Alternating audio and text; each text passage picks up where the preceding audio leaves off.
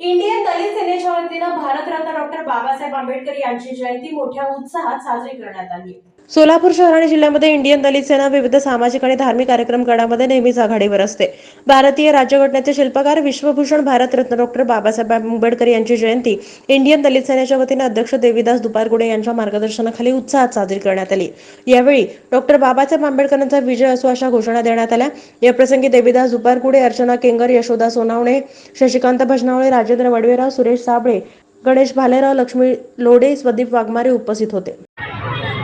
दलित सेनेच्या वतीने डॉक्टर बाबासाहेब आंबेडकरांची 133वी जयंती मोठ्या उत्साहाने आणि जल्लोषात साजरी करण्यात येत आहे।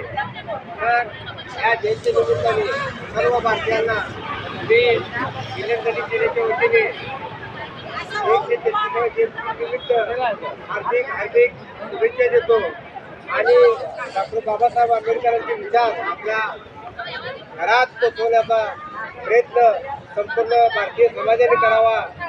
बाबासाहेबांचा विचार हा जगाला लागणार आहे।